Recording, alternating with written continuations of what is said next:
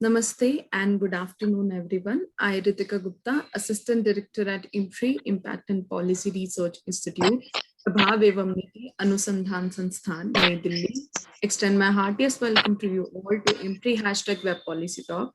Today, we are here for a special lecture on the global pandemic and cohesive development of humans and nature. This lecture is being organized by Center for Human Dignity and Development at IMPRI, Counterview, and Center for Development Communication and Studies, CDECS, Jaipur. The speaker for today is Dr. Bharat Patankar, and the moderator is Professor Sunil Ray. I would now like to request Dr. Arjun Kumar, who is director at IMPRI, to introduce our eminent speaker further. So over to you. Thank you. Thank you, Ritika. And I welcome all of you on behalf of Center for Human Dignity and Development at Impact and Policy Research Institute, Counterview, and Center for Development Communication and Studies to our series Discourses #Cohesive Development with Prof Sunil Ray. For today's session, we have the topic: the global pandemic and cohesive development of humans and nature. The speaker for today is Dr. Bharat Patankar, who is leading activist, left-wing Shramik Mukti Dal, a Peasant movement, South Maharashtra Architectural Water Distribution Movement, Maharashtra. Briefly, I will just introduce a bit more. So, Dr. Bharat Patankar sir is a leading activist and also co-founder and president of the left wing of Shramik Mukti Dal and of the Peasant movement in Maharashtra. Bharat Patankar sir is an activist who has worked for almost 40 years in movements of workers, farmers, dam evictees, agricultural labor, the drought eradication movement, alternative cultural movement, women's liberation movement, and anti-SEZs and coal-based power plants movement based on alternative energy proposals, right of farmers to windmills, and radical anti-caste movements. Sir's alma mater include Azad Vidyalaya, Miraz Medical College, Shivaji University, and sir has also been awarded Dalit Mitra Puruskar, Arun Limai Yuva Jagar Puruskar, Samajik Dhrutanjaya Puruskar. Welcome, sir. We all know that the series is moderated by Prof Sunil Ray, was former director at Sinha Institute of Social Studies at Patna, and sir is also advisor to CDECS and IMPRI. We also have 3 discussants today. Program. We have Dr. Anamika, Priya, Darshini ma'am, who is lead research of Bihar in the Sakshamaa initiative at Center for Catalyzing Change, and ma'am is joining Patna, Bihar. We also have Dr. Sridevi ma'am, who is associate professor in School of Economics, University of Hyderabad, joining from Hyderabad. We also have Dr. Simi Mehta, who is CEO and editorial director at IMPRI. So, with these words, I would now like to invite Professor Sunil Ray to give his opening remarks and invite Bharat sir to deliver his sir, over to you. Yeah, thank you. Thank you, Dr. Arjun. Are you able to hear me all? Yes, sir. Yes, sir. Dr. Arjun, are you able to hear me? Yes, sir. Yes, we can hear you. Good. Yeah. Thank you so much for giving an opportunity, to chair the session, which is going to be presented by Dr. Bharat Patankar. It will be too less for me to speak about Dr. Bharat Patankar because there is no end.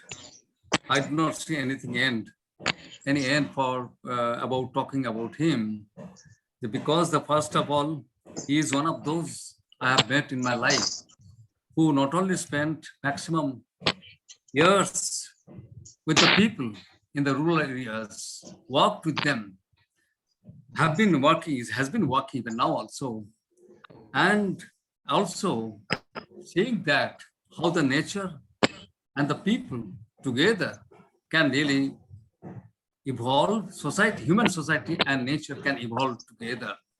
Kind of a great correspondence. He, in many of his writings, he reflected upon between the two. Is a kind of solidarity that I have been speaking all along between human and nature and within the human beings. Is something that he himself has worked on. he witnessed and also experimented and found that this is the only way through which the human civilization can be saved. I'm really feeling privileged to chair this session of such an eminent scholar. Not only is an activist, but also at the same time, he is a prolific writer. He always has been able to champion the cause of the downtrodden, the poor, the secluded, excluded social group of society. He has been fighting for them.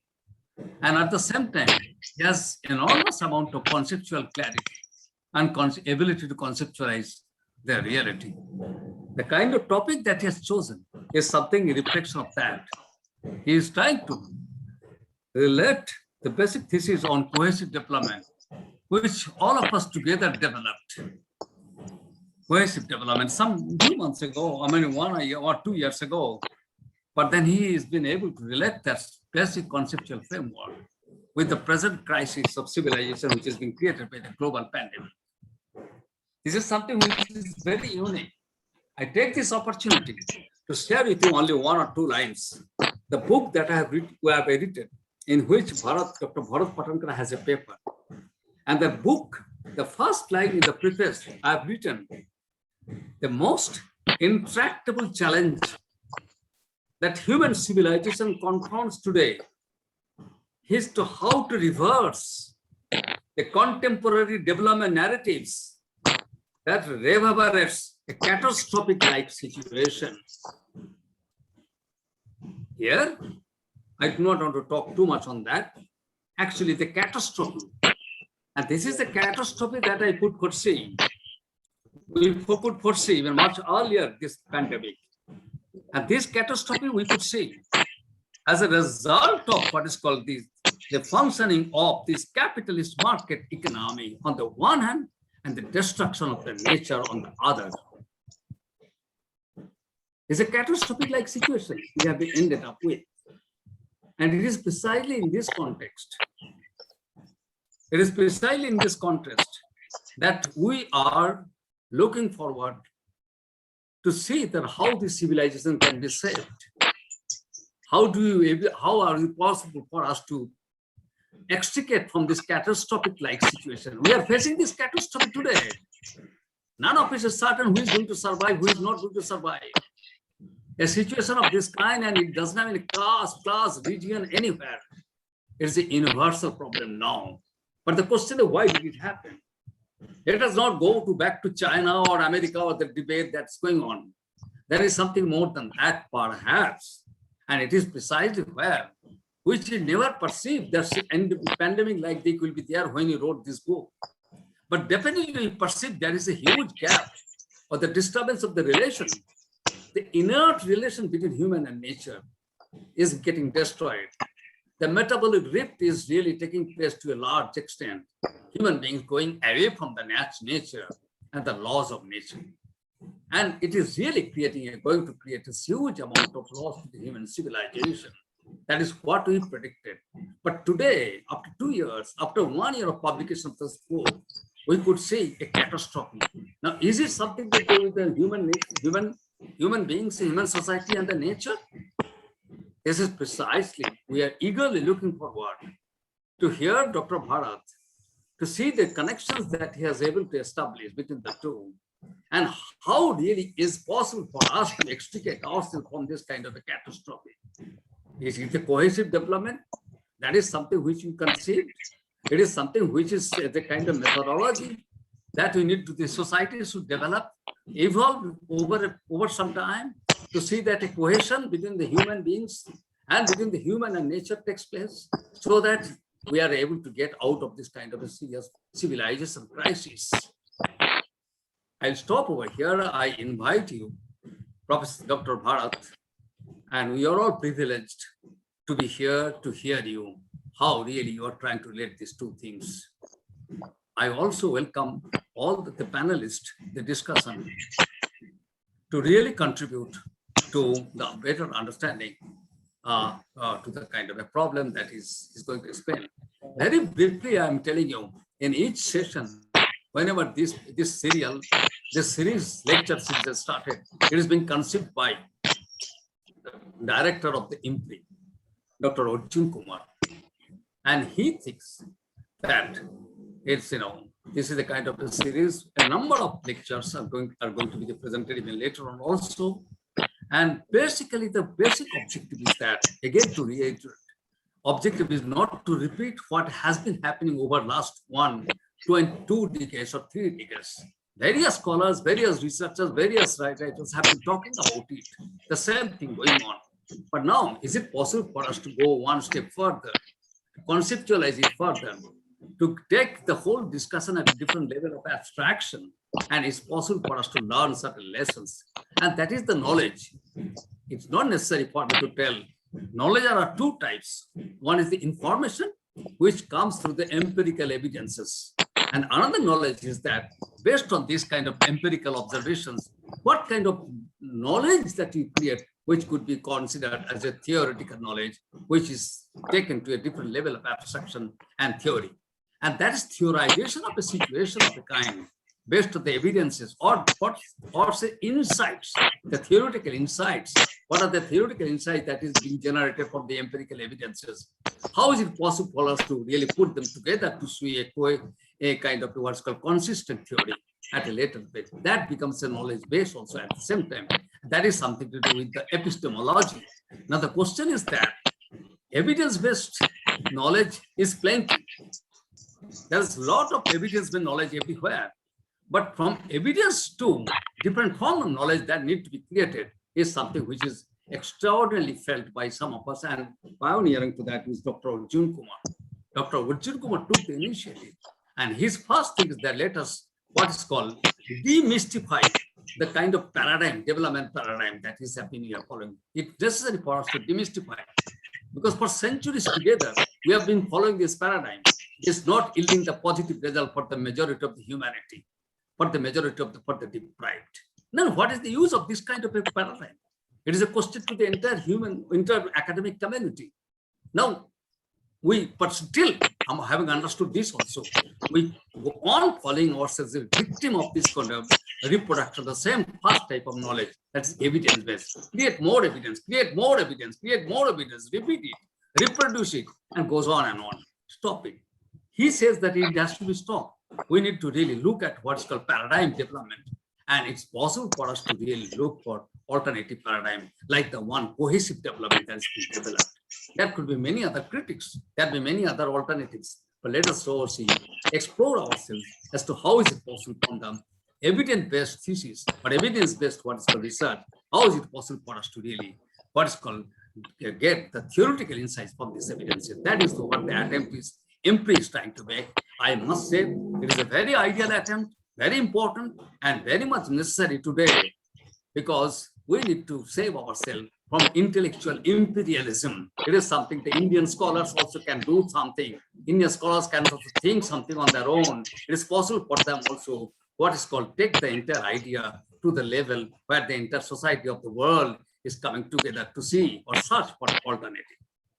It is precisely this kind of a concern that this IMPRI and the director, that is team members, has got over time. And it is precisely where we have been given the responsibility to look forward to do this one. And I really feel so happy Dr. Bharat Patankar is one of the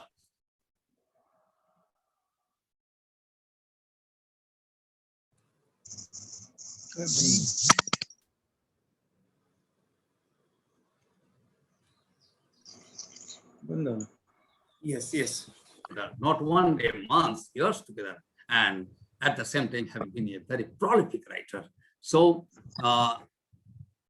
so this is hope I have been able to put across my concern and also what Dr. Arjun Kumar thinks about this particular program. So with this one, very few words, may I stop and I welcome all the discussant and the participant who have been participating, and also, of course, Dr. Bharat. Now, may I request Dr. Bharat to proceed? Dr. Bharat. Bharat sir, kindly proceed with your lecture, sir.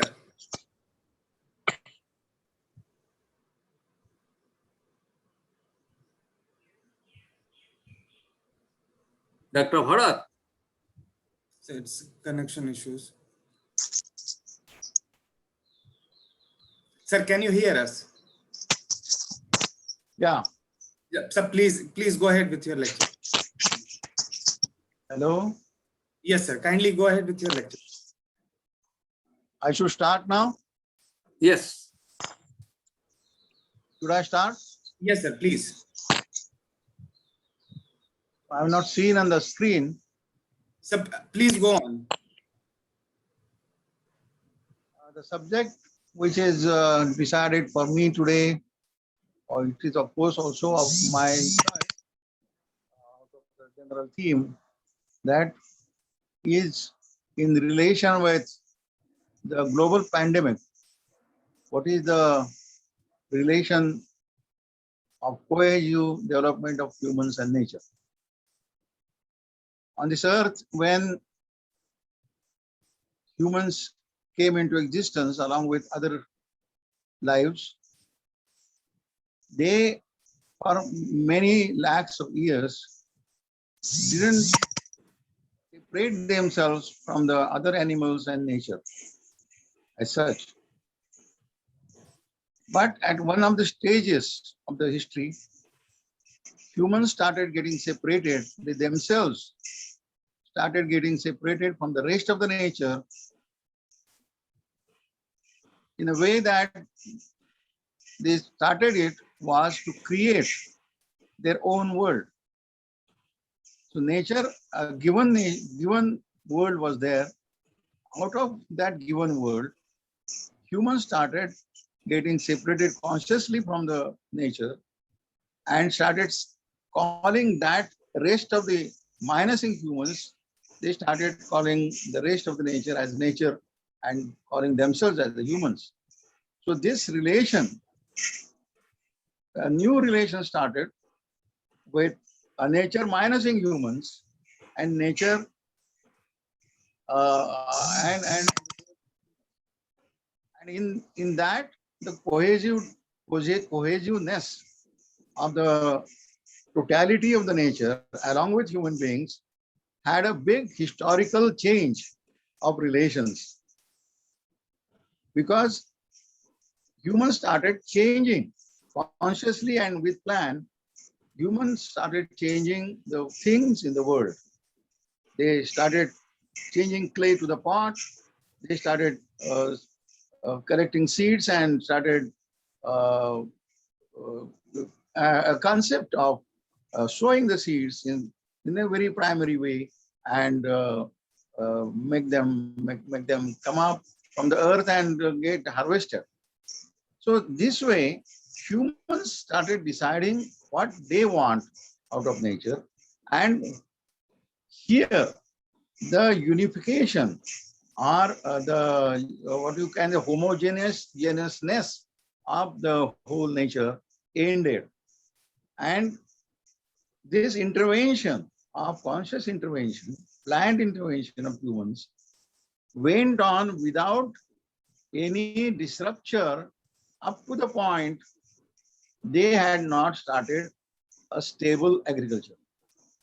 When there were clan mothers were there and women-led democracies were there. In those days, there was not a stable agriculture as such. But when the stable agriculture with irrigated thing like Indus Valley civilization, whatever those kind of civilization in the world, that is a different kind of intervention in nature.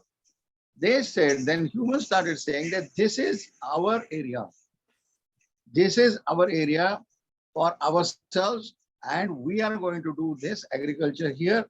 We are going to process soil in this way. We are going to process metals in this way, and etc., etc. So this production of the things, changing the things which are found in nature in such a way that they could use for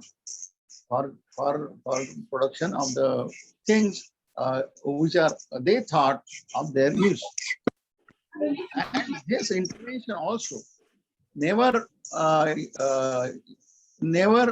was such a of serious nature, serious capacity or serious extent up to the advent of big excavations or big collection of the metal soils and etc., jungles and forests, harvesting, cutting the trees, and that is because of that a homogeneousness of relation between the humans and nature had acquired a different dimension. Now, whether it was when really it started becoming harmful in such a way that homogeneousness itself,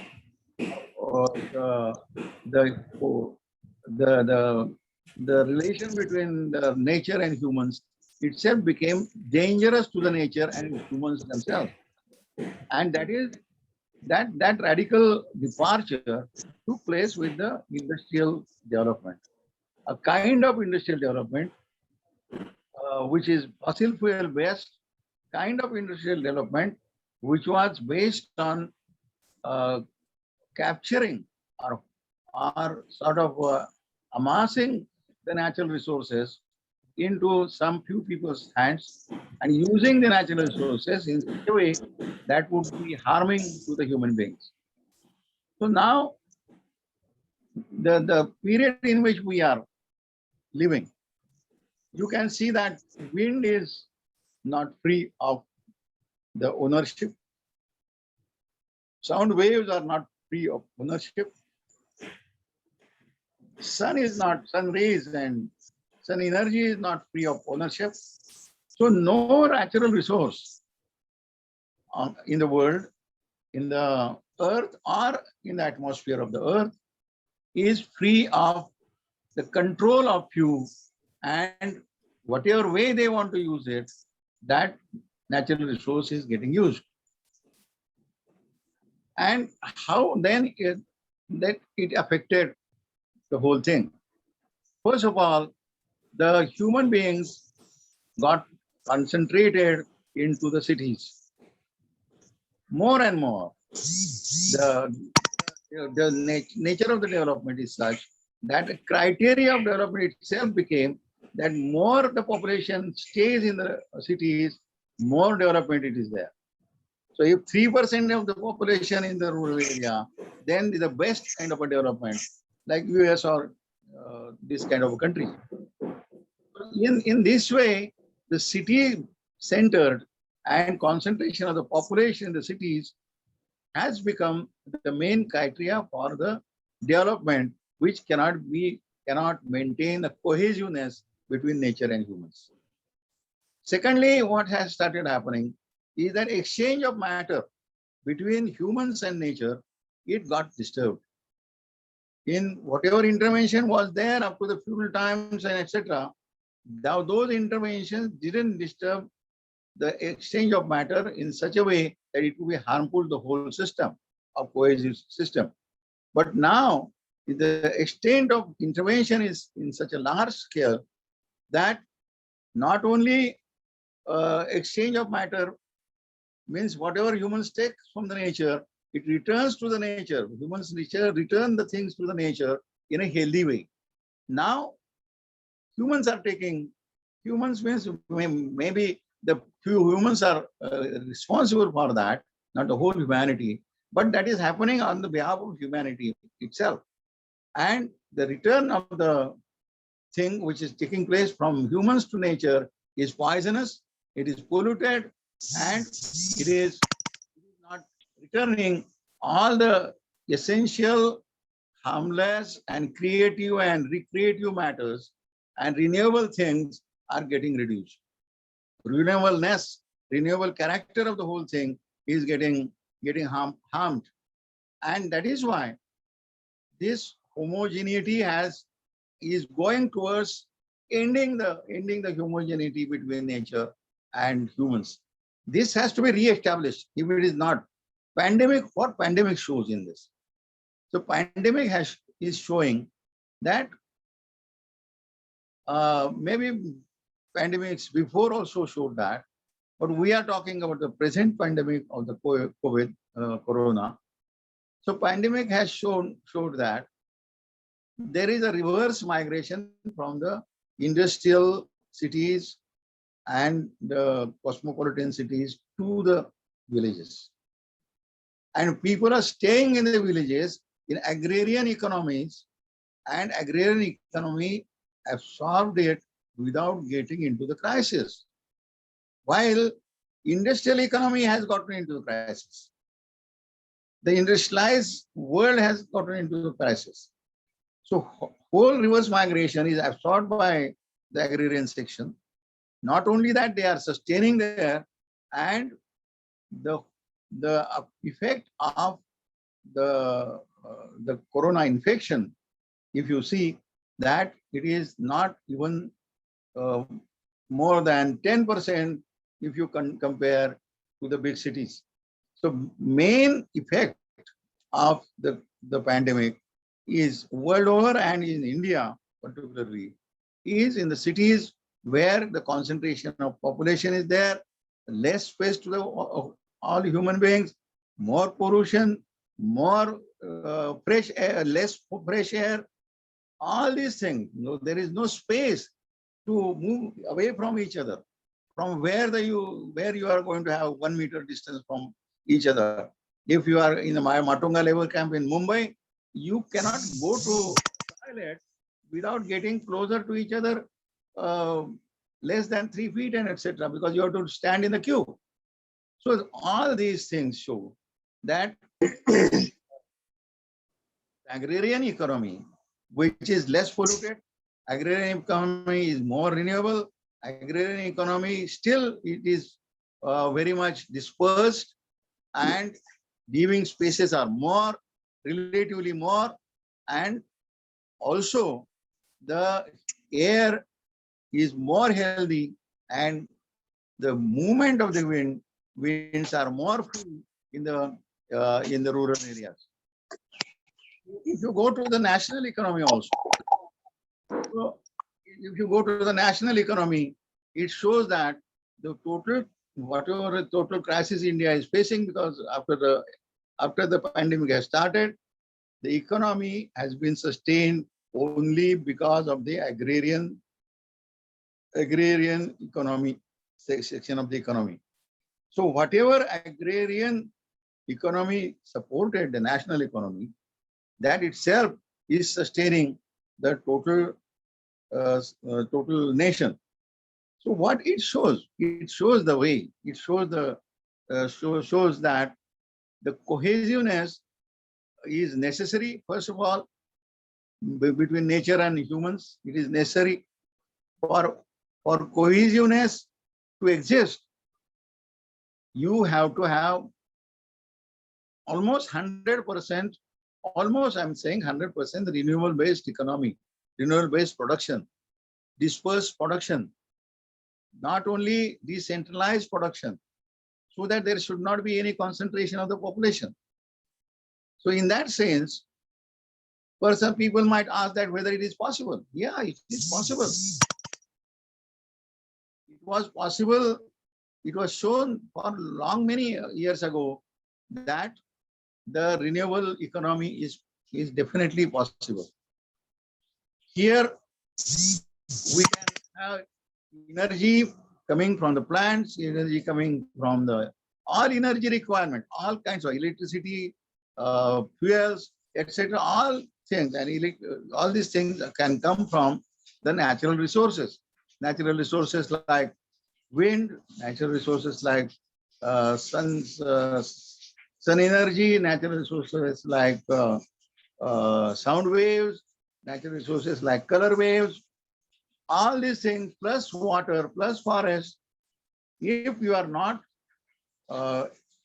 abolishing, or if you are not destroying those natural resources, then these renewable resources can support much more the healthy economy, and that is going to be a very strong and stable thing to have with you.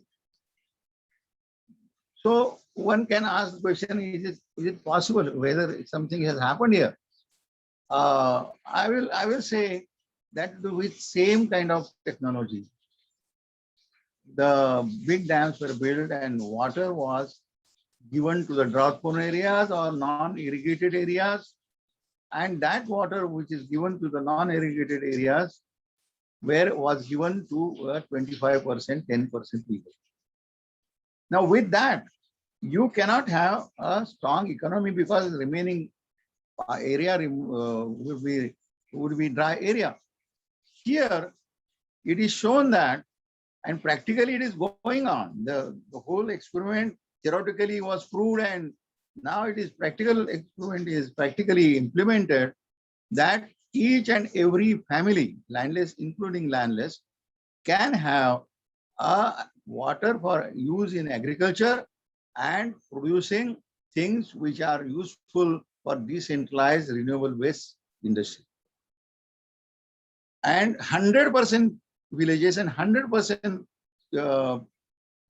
families could be gotten sustainable livelihood. And for that livelihood, we could calculate how much water is required. There are calculations at the world level also.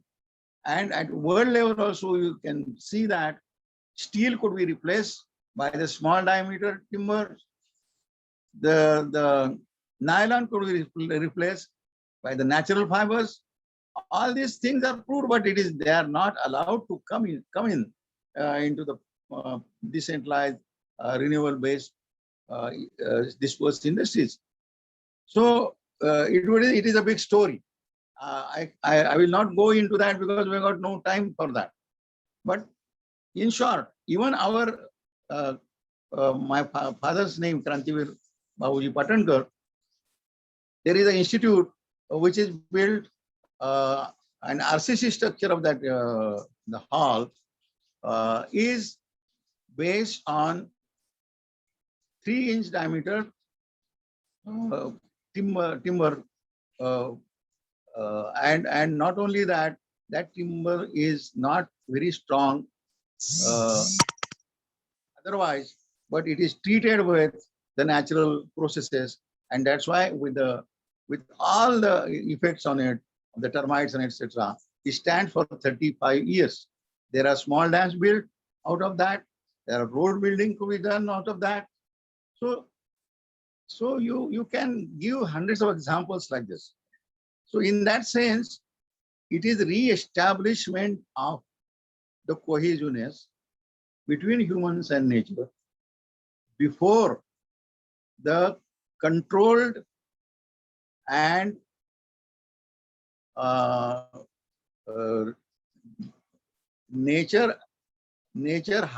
harmful processes to the nature started.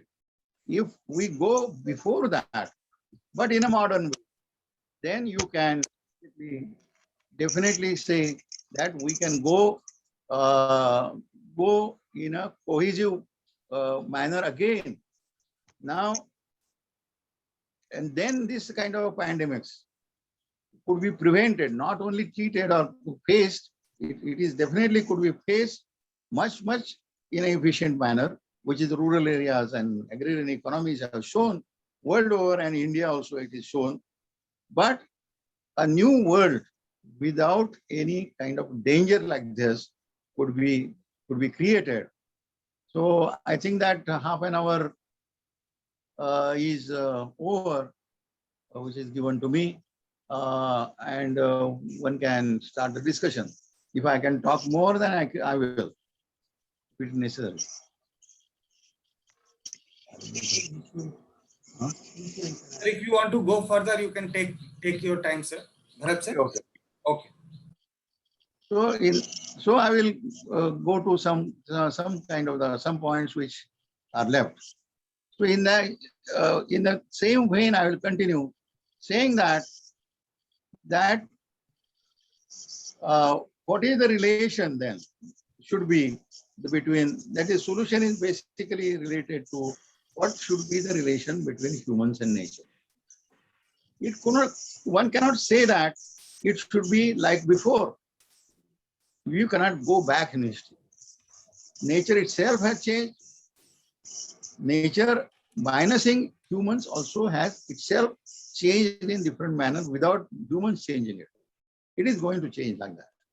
But the relation, which was when humans were not getting separated out of the nature and saying that we are humans and that is nature, after that period, humans actually became a separate entity, and humans of today became humanity. So we'll talk about that period after this separation, after the humans accepted themselves as a creators of the new world in a given world. So if that is the period we are taking, then we can say that it was possible from the beginning also that this exchange of matter between humans and nature would have been maintained. Why it was not maintained? Was it not known before? Wind energy was not known before? Was the natural fibers or natural things could produce the same things as the fossil energy? Fossil things are creating everything. There were inventions where you can see that these things were known. D.D. Kosambi says, and Meghnad Shah also says, that what India needs is not the atomic energy research. At that time, India didn't need atomic energy research, but what India needs is research in the wind energy, solar energy, in a renewable based agriculture, in a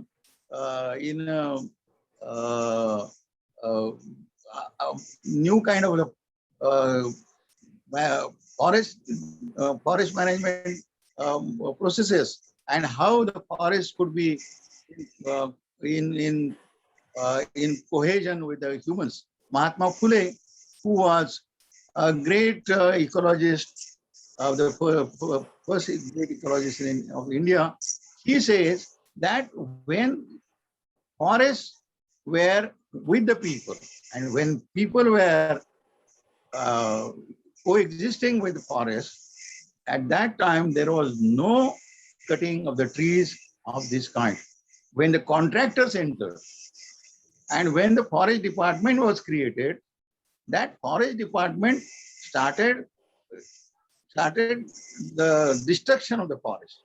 So he says that forest department should be abolished and forest should be given in the hands of people. And here we had a movement in Koina Sayadris where we had forced the Maharashtra government and central government to have eco-development committees who will have a Loka Jungle, people's forest. And people's forest would be the best thing to happen. And that would also maintain the ecology of the downstream people and upstream people both. Now, what happens is the heavy rainfall areas, they can have crops only in the one season, and they have to migrate to the cities. But how they can be prosperous in that same area is given into the prosperity of the forest and the hill areas where people know how to do that. People had been knowing that.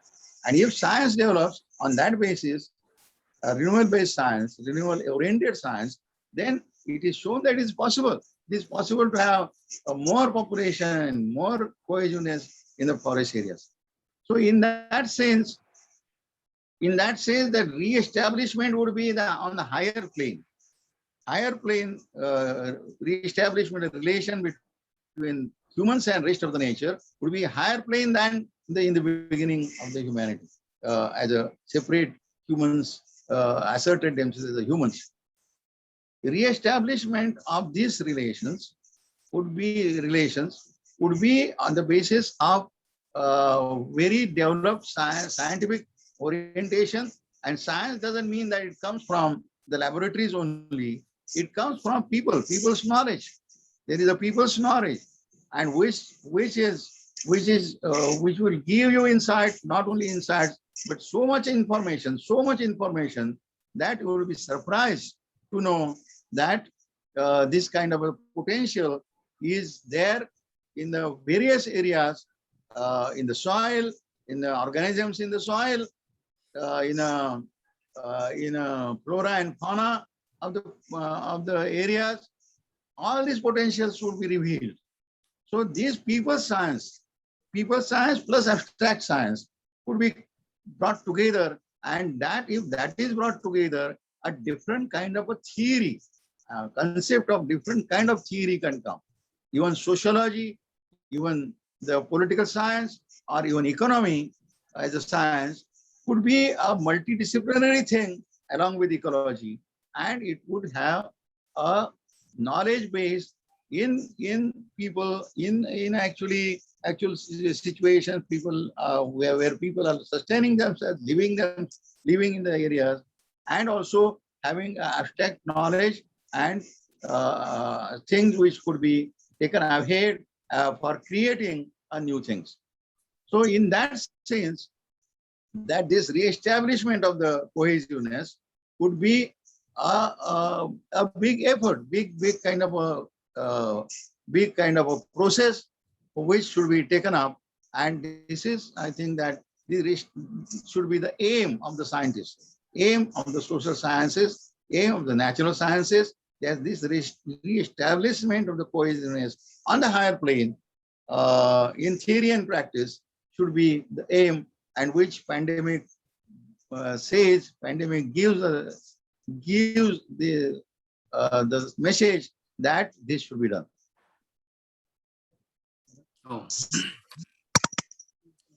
Oh, thank you so much, Dr. Bharat. Dr. Patankar is so nicely articulated, very convincingly, the points that you have in mind. It's something which is enlightening to every one of us. With this very, the basic thesis is that, as I could understand, if I tell very briefly, is that one, we need to think of new epistemology of change. New epistemology. It means that we need to integrate people science, ecology, and other disciplines together to generate a new knowledge base. And that knowledge base, which certainly could be of great help to restore the relationship, cohesion between agriculture, between nature, and the human society. Second point is that more and more we have drifted away from the kind of relationship that is to facilitate the co-evolution of human and nature. That relationship is broken because of the kind of development pattern that we have adopted, which is primarily profit-oriented. Make profit as much as you can, and at the cost of the nature. That is, loot nature, appropriate nature to the extent you can to make profit, no matter what happens to the civilization, no matter what happens to the people, no matter what happens to the deprived, the poor people. So that has been the trend all around, right from the Industrial Revolution. Right from then, we have been following the same trajectory of change. And again, we have some scholars, economists, development scientists, to really propagate the same idea, to reproduce the same idea, to maintain the status quo, to see that they are at the helm of affairs, to say that they are in the power relations at the helm. Never bothered what happened to the society. Today, Professor Patankar may not be having established directly the kind of pandemic today we could say, how it is related to the kind of imbalances that being created by the nature and the society. But what is implicitly being stated very clearly, and that is something which needs to be perceived from his analysis, there is an intrinsic relationship between the human society or the human evolution and the natural evolution or the nature's evolution. This intrinsic relationship is the law of nature. And if you really take a look into what is called, I do not want to elaborate on that, look into the 12 principles, laws of universe, 12 laws of universe. Einstein, number of times repeatedly referred these laws of universe, what exactly it means. It is nothing but oneness. One of the things, first the divine law, the first law is divine law, the oneness. Oneness between humans and oneness between human and nature. That is something which Vivekananda also did speak about it at a later stage, but that is for the human beings, not the nature. But Einstein did speak about it. I don't want to get into that one at the moment. But the point is the oneness, it is the cohesion, it is the cohesiveness. That is what Professor Patankar has been really emphasizing on. And the third thing is that the exchange of matter is an extraordinarily important aspect of what he's speaking about. Now, whatever you are taking from the nature, you are giving back to the nature. And that is something which, if there is a disproportionate exchange between the two, again, there you find the division. Take, for example, if you remember, class 7, 8, geography books or science books that you say that you take oxygen. Who gives you oxygen? The plants. And what is that you're giving to the oxygen plant? Is the carbon dioxide. And the carbon dioxide, what do? They sequester the carbon dioxide and convert that carbon dioxide into the carbon and then eat that food. It is food. They convert that poison, which human being emits, is something they convert that into food and they eat and they grow. And then these plants grow, human beings also grow. Now, if this exchange being disturbed between the plants and the human beings is an example, there are many other aspects of it. If this exchange is being disturbed, this exchange being what is called unequal, then there is a problem. And that problem we are facing. Maybe one day or the other, not very late, very soon, scientists will discover that final conclusion, maybe what Patankar is implicitly stating, is that the balance is just to be restored. And unless and until you do not restore the balance, epidemic or pandemic like this will certainly occur. If not, today what is happening may be a result of that one. Tomorrow, once it is being settled, another type of pandemic may occur. And day after tomorrow, another type. That is how the whole civilization is going to face a kind of what is called a crunch. Therefore, it is necessary for us to look back the kind of relationship that he talked about between human beings and nature and how really it was possible. He has given the example on agriculture and the renewable agriculture. That is again the very interesting thing that he talked about. It's not that it's not being spoken much about it. It has been spoken in so many scientists, so many people, international, the national is spoken. But what is very important here is that he really did have a framework of thought here. On the one hand, he talked about this kind of solar energy, this energy, the energy that comes from the nature. On the other hand, human society evolution is a cohesion between the two as something which really sustains the civilization for a longer period. Otherwise, we are going to face the eventual collapse. We do not know where we are going to lead to. With this thing, I'm going just simply, I don't think he is the very fascinating, very half an hour, 45 minutes presentation, very intriguing. At the same time, it's very intellectually provocative, I must say. So may I request the discussant,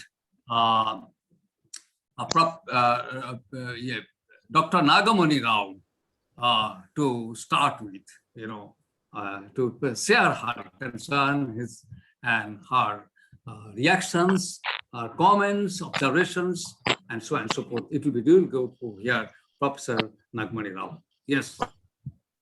Thank you, Professor Sunil Ray and Dr. Arjun Kumar. I'm a kind of a gate crasher because I got to know just a little while ago that Bharat is speaking, and Bharat and I date back to our comradeship since the early 80s, being part of the same movement in Sangli, Satara, Kolhapur. I think Bharat has tried to cover a very wide range of issues related to the cohesiveness of human beings with nature, which is essential when we are talking about sustainability. Today, Sundarlalji Bahuguna has passed away due to COVID, ironically. And we also know that in the Chipko movement, it was the women who actually talked about ecological sustainability in the very famous, well-documented tree-hugging campaigns. And I think women's close association with nature, even Comrade Sharad Patil had talked about it when he talked about agriculture. Very, very interesting theorization, and Bharat and all of us did agree with some of the things that Comrade Sharad Patil talked about.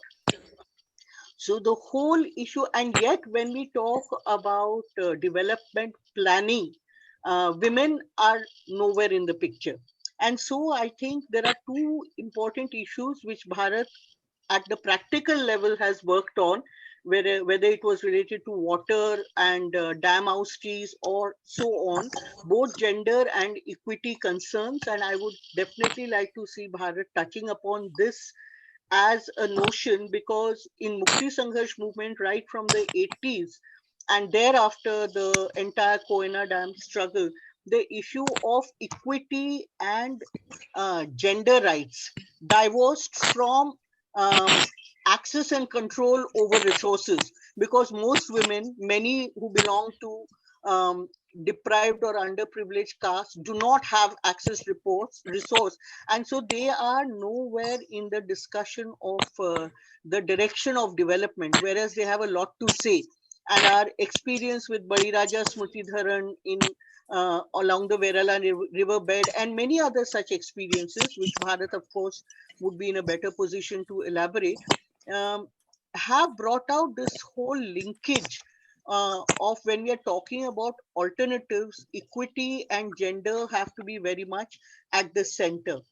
The other thing is that, I mean, we may have our disagreements with Gandhi, but then he talked about everybody's need and not everybody's greed. And I think the whole extractive development model that comes under capitalism really is extractive with technological fixes for every problem. We see that even in pandemic.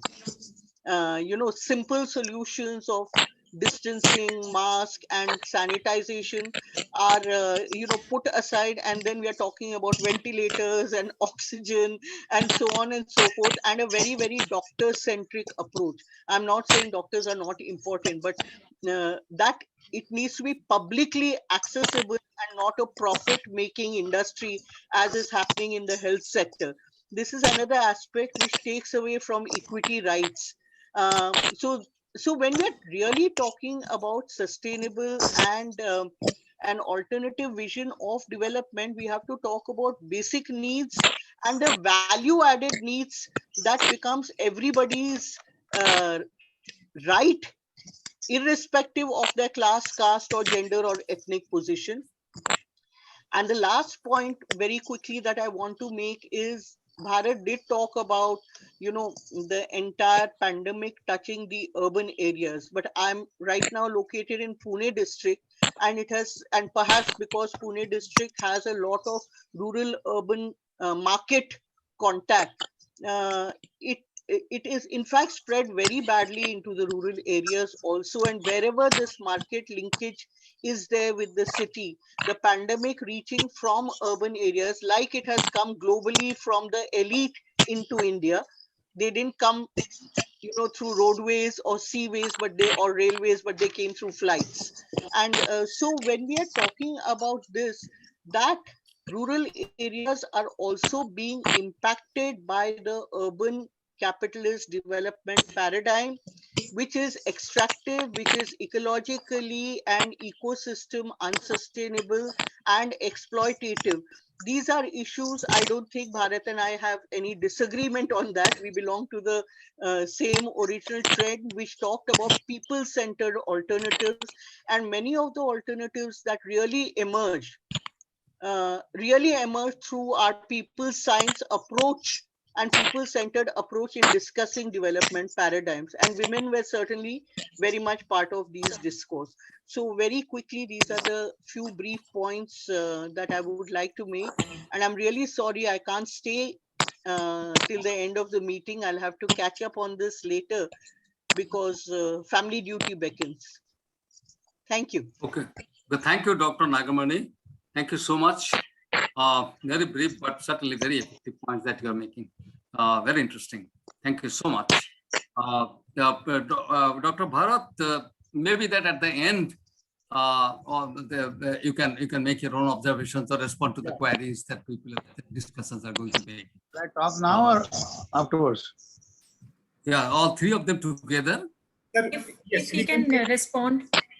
Or you can respond right now because she has to leave. Yeah, Nagbani is going to leave. Dr. Nagbani is going to leave, but they can respond to her. I will talk about her presentation now. Yes, please do so, sir. Yeah, what she has said, I agree with that. But main thing is that if we are going to say that all the basic natural resources like water, wind, forests, rivers, streams, and sound waves and color waves and solar energy, then if it is collective uh, control and disperse use, then the question of getting control of some profit-making individuals and also control of the male-dominated orientation could be solved better. If this is not happening, then whatever alteration you make, then you cannot have the male domination inside the production process abolished, or you cannot have the abolition of the individual profit-making individuals and endeavors intervening in this process. That is one. Secondly, that women have given birth to the agricultural production, actually, in the historically speaking. Now, if that is the case, and women's participation in agriculture was a basic participation up to the advent of the capitalist agriculture, after advent of the capital intensive chemical agriculture. So their knowledge, women's knowledge of the organic agriculture is still there, but women's role is almost becoming nil, because they are just laborers, or just they are doers of things which are told to them, because this agriculture is a different kind of agriculture, which is harmful agriculture or harmful things. And even in the cities, they are the contract laborers. So in that sense, if women have a different kind of a creative program in this changed orientation of the production, this decentralized kind of a renewable-based thing, then only then their freedom as a woman also would come back. That is the thing which I think. And secondly, about in her discussion, she was talking about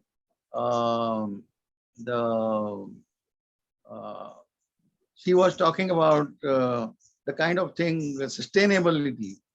So I would not use the word sustainability. I will use the concept, because sustainable is something which limits the thing. I would say that it is renewable based and ecologically balanced kind of a production process which we need. And this ecological balance should be created along with other surrounding natural resources. So that would be a better concept than just a sustainability, which of course in NGO discourses came during last 30-40 years. And about the caste system is has created caste divisions. Even now their caste jobs have changed, but caste hierarchy in the jobs remains. So in that sense, if jobs are changed, if jobs themselves are changed, then this question could be abolished. So if there is a dispersed and collective society, then the caste jobs question of caste jobs would not remain at all. So there should be a basic solution. There should not be a partial solution to the problem. Otherwise, it becomes that it is a betterment of the weaker sections. That the program becomes. So it is not a question of betterment of the weaker sections. It is a question of liberation from the shackles of the system. That's right. Absolutely. Absolutely. I think that they were taking a cue from the last point, the liberation and the betterment. That's a very exciting point that you're making. I think many of us do not have the clarity about these two differences between the two. And 99% cases, we all see our engagement with the betterment. We don't talk about liberation. We all talk about betterment. betterment diagonally opposite from the liberation. And this is precisely where the thesis, your alternative thought originates, this liberation. Like, for example, that you talked about. Now, perhaps people may ask you more. We may be interested to know more from you. Now, the question is that women, in many discussions, this figures and has been figuring for last 2 decades or so. How do you really make women what is called as a kind of what is called equal partnership, equally partner of the male? And most of the cases is the domination of the male that you talk about. Whether you're leftist or non-leftist, eventually you end up by saying, making this observation that it is the male domination. And sometimes you do not utter about it. But practically what happens, we really escape from suggesting as to how really go about it. You have got enormous knowledge in the field situation.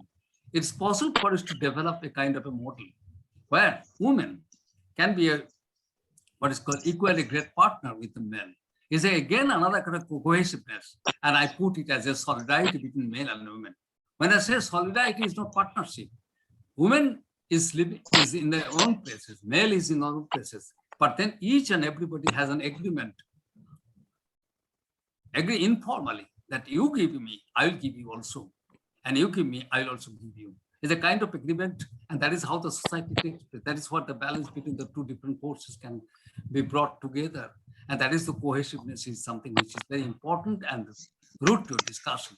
And this is precisely based on that. Perhaps you may think about how the renewable resources, what's called agriculture, development, is something which is based on the what's called the natural resources, something renewable natural resources, where the partnership between the male and female will be equally together. Is something which is very important. But anyway, leaving it to you to decide later on as to how to really go about it, it is something cannot be really escaped from. We need to very explicitly state it as to how really it can be together, this one. Some NGOs have been working on this one, but in many cases I have studied, they are temporary. To the extent that the NGOs are present over there, this happens. And after the NGOs withdraw from that place, it never happens, goes back to the normal situation. And something that need to be really criticized happens, Now, then, how do you reverse? How do you really see a sustainability of this kind of a relationship that you have already put in place? Something that is very difficult for us to really see. Somebody like you may enlighten us on that matter later on. Now, immediately next, I may invite Dr. Sridevi to share her concern, her observations on Professor Patankar's presentation. Yeah, very good evening to all members, and it was a very interesting and provoking lecture by Dr. Bharat. I'll try to focus on the 2 aspects. We are not able to see you, see your picture. No, because I met with an accident. And, so not able to hospital, so but we can speak. Yeah, please go on, ma'am. Okay.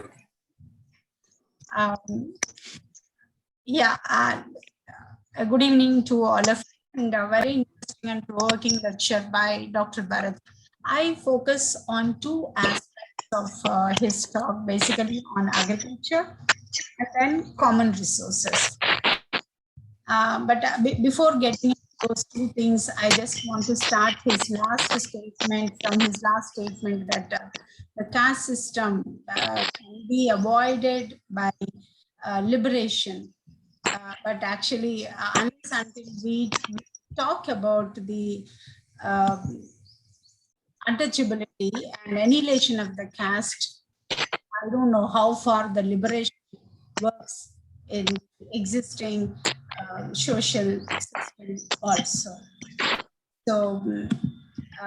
So before liberation means basically what we generally believe is it's an action of setting someone free from the imprisonment or the slavery. But unless until we question the existing caste structure and question the removal of untouchability, these kind of inequalities continuously exist in terms of accessing the resources. So that's the one point. Getting into the production relations, basically when we are talking in terms of the culture, what we see is there is a growing number of innovative farmers and the scientists which are taking a different path, moving towards the farming system that is more sustainable or environmentally, economically, and socially. This, if we compare agriculture, the kind of agriculture we had from 1950s, it is basically the bulk of our food through the industrial agriculture. A system dominated by large farmers growing the same crops after using the enormous amount of the various resources, water resources and fertilizers, everything, which has also damaged the existing soil. And most importantly, there is a huge literature that this also has led to the climate change in the most of the underdeveloped nations. And this climate change influence on the agriculture production. At the same time, this agriculture production in turn influences the food and nutritional security of the many groups of the society. But we all agree that there is a need for natural methods protecting the existing resources, especially water, forest, and land resources. But when we talk in terms of the commercialization and profit motto of a producer, anything which is produced in naturally or in organic form is very expensive. How many people would be able to access the required minimum food grains or the vegetables which are actually produced by natural farming or the organic farming? Because if the vegetable which is normally cultivated, tomato is kg 20 rupees in the market, but organic tomato or natural farming tomato cost around 70. I just want Dr. Bharat to reflect on this issue. And my another aspect is with reference to the commons. Because while talking about the natural resources, touched upon mostly on the forest resources and the water resources. If we look into the richly endowed natural landscape, becomes the site of catastrophic exploitation, threatening the many of the livelihood securities due to mining. That may be private mining or it may be taken up by the state. So the kind of mining which is taking place in most parts of the Orissa and actually many people or pushing many people into acute poverty.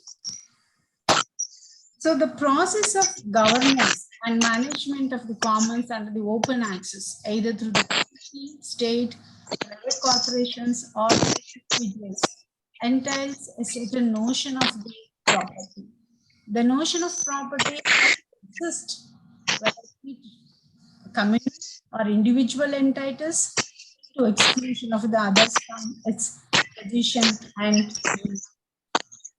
While the regulation and the management of the resources by the communities has been justified on the various grounds for the sustainable governance and use of the commons, however, negation of the principle of equality in sharing the resources by heterogeneous communities belonging to various caste, class, and different genders against the character of the otherwise openly available resources to which everybody had an access, which later got enclosed into the a kind of the hierarchy or the different communities trying to control the common resources which are available. And in Indian context also, the village, we see that the communities, dominant communities tries to control the water resources, and even to that extent, the temple lands, irrigation especially, is controlled by the dominant groups, denying access to the marginalized groups. So the question of right to access, which is naturally existing, arises there. When we are denying the right to the certain groups, so can we really expect these to be liberated economically, socially, and culturally? This is my other question. So I would request Dr. Bharat to comment on the existing inequalities in terms of accessing the equal or natural resources by the groups. Hello, Yeah, thank you. should I talk? Yeah. First thing is that I would like to say is that caste system and women's thing. There is a long-standing women's liberation movement in India. So the word liberation is used world over for women's liberation. And since Mahatma Jyotirao Phule and Dr. Babasaheb Ambedkar, there is a Dalit liberation movement. It's an old thing. So the concept liberation somehow maybe narrowly understood by many people in some kind of a use of the terminology was by some people. The historical use of this is something very different. So in that sense, I would say that the ending of the caste is the liberation from the shackles of the caste system.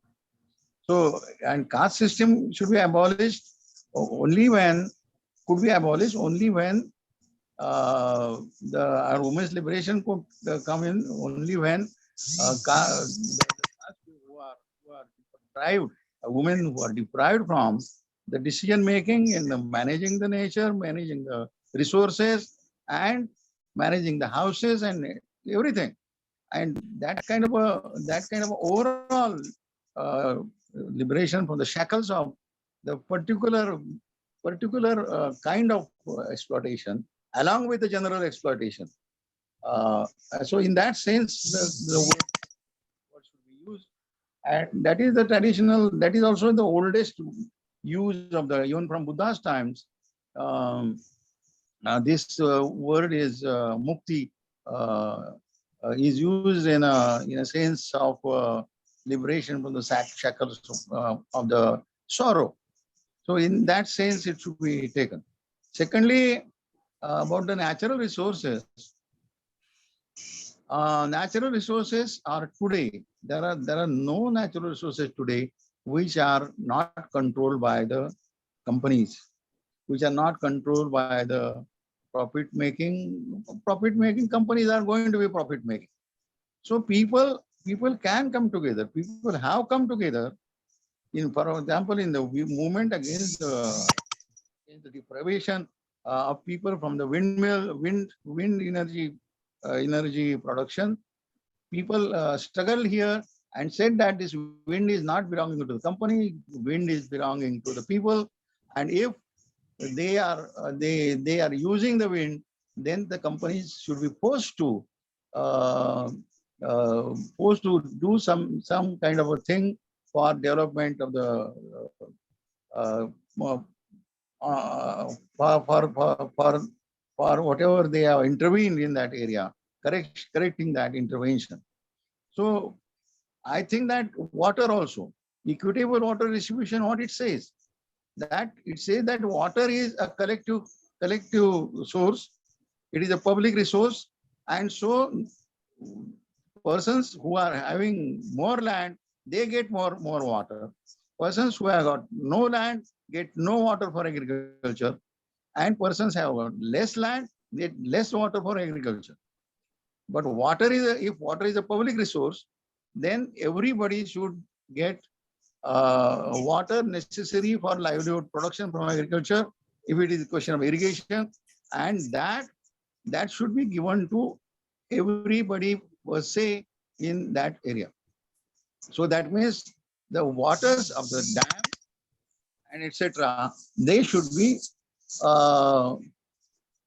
they should be collectively controlled, and there are movements. Equitable water distribution movement is water rights movement, is the movement to establish the collective right over the water.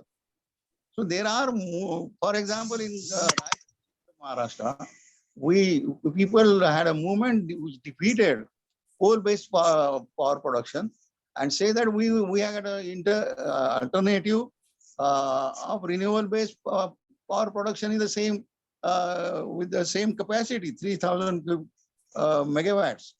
And Ambanis were defeated, and land which was acquired was they were forced to. Government was forced to give that land back to the farmers. So I would say that this is not only a question of the concept, but it is a question of asserting the collective control, collective right, and use of that collective right for renewal-based kind of a direction. So we had a total plan for prosperous, ecologically balanced Konkan, and that was our alternative. And that was a different kind of a struggle, which was participated by thousands of people.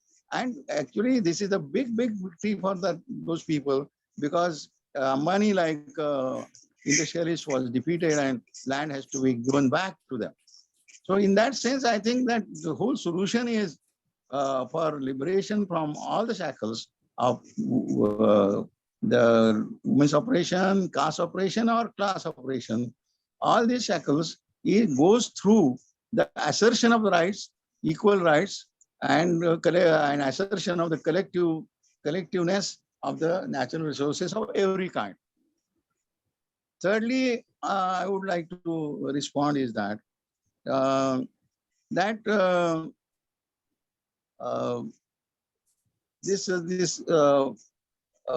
how we are going to look towards the. I know that agriculture today is, and I said also in so many words, that today's agriculture is a chemical agriculture. But even if it has become a chemical agriculture, even if it is, most of the land is under control of the capitalist landowners, and even though even in this situation, small farmers population is much more in India, and so that it is a majority in the rural areas, majority in overall population, that this agricultural laborers with some ownership of some land and landless agricultural laborers and small farmers is the majority of the working population. Now, this majority should give a reorientation. If natural resources like water and other things, resources which talked about, including wind and this thing and that thing, solar and etc. Then what agriculture ownership of the piece of land remains, and that ownership is becoming almost useless ownership, which could be abolished after this kind of if they are dependent on all these resources, they are dependent on the collective kind of control, then the scenario becomes very different. And definitely organic agriculture, there are experiments in Maharashtra. When the horticulture experiments started coming in, agriculture universities said in the Western Maharashtra that they should be not given any loans, because this is going to be failing thing. This is not the profitable thing, and banks would be losing their money. But people collected money and showed that they can have their own research with the help of people science like movement people like S.A. Dabolkar, who was a famous ecologist and agriculturist, and also K.R. Date, who is an irrigation engineer. All these people were part of the Maharashtra People Science Movement, and they showed that how one can come out of the drought and have a measured water supply, and with small amount of water, how people can have a good production in an organic way. So it is. I'm not saying it is easy. We are facing that It is very difficult. It is very, very tedious, and it is generalization is still more tedious, but it is happening. And less number of people are taking interest in such kind of things. People are having farmers' movements for remuneration prices, remunerative prices. People have got movements of various kinds for reliefs, etc. But there are no movements to re-establish the cohesiveness, re-establishment of the ecology, re-establishment of the pre-human beings. So that is lacking. And if that is lacking, then nothing would happen. No organic agriculture also would happen. Who is going to do organic agriculture? To begin with, organic agriculture is in the beginning, as an experiment, is a very, very, very expensive thing. Davolkar used to say that, S.A. Davolkar, not Narendra Davolkar, his brother. He was a mathematician, but he was agriculturist, and he had done big research in agriculture and ecology. So he used to say that within 10 hours of the land, with the help of 10 hours of the land, if you do organic agriculture, then you can earn as much as professor earns today. And he had shown that. But that in the beginning requires so many resources for experimenting. And even to establish this kind of a thing, from where it would come? That means systemic change is necessary. Policy change is necessary. Struggle for policy change is necessary. Organic experiment in one plot of land requires so much fund. And that fund cannot be gotten by any small agriculturist because it is a kind of an economic impossibility. So you have to have, for all this, you have to have policy level struggle and to change the policy to changing the relation, changing the eco-friendly agriculture, changing towards the organic agriculture, and changing towards the control, towards the people's control of the resources. So this is the thing that science comes to help of the people, and science becomes the weapon in the hands of the people in a peaceful manner. People struggle can force the governments to make them speechless, make their experts speechless, and say that then you have to budge to whatever we are saying. So unless until we do this, this would be, I know that many my friends and my colleagues and many people are doing organic agriculture in a country like USA. Also people were and are doing organic agriculture. In Europe, they are doing, in Germany, they are doing. But these are the individual experiments and funds coming from the funding agencies. And this is not the generalization. This cannot be generalized. For generalization, you have to have this scientific base, and then you have to push the government to change the policies, where the research money goes, where the R&D is going to go. R&D is going to go for a fossil thing, or organic funds are going to, R&D money is going to go for this kind of a things, re-establishment of the cohesiveness. So that is the thing which one should really raise question about. Thank you. Okay, thank you so much, Dr. Bharat. But I must share with you something you might be knowing about. In Medak, Dr. Sridevi may be knowing about it. In Medak district in Andhra Pradesh. In Medak district, some 50,000, around 50,000 women collectively, they came together and under the leadership of some NGO to begin with. I don't know what is the status at the moment, but then started doing this organic agriculture, organic cultivation, and have been able to succeed considerably well. In fact, I am planning to study that particular area. Now, the point is that this is again coming from the, this excluded society, from the scheduled caste community, especially the downtrodden community, most of the women. And they have been able to sustain this activity for considerable amount of length of time. And I do not know whether the land, as you talked about with the land, you need larger land and all that. I'm not pretty sure about that one. I do not know. But all that I know that they have been successfully operating for considerably more than 2 decades or so, and have been able to successful and sustainable also, this one, which is something which one can learn a good amount of lessons.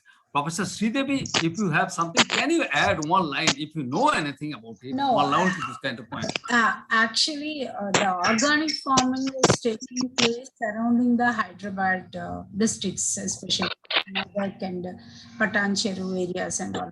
But majority of them are the NRI investors. They come, they have a talk with the villagers. They acquire the land, and then everything is provided by them, whether it is a small piece, whatever the land size of the land, and they will be cultivating. I mean, they what to use, how to use, when to use, like 24 mantra, and these all are again marketed at a very high price.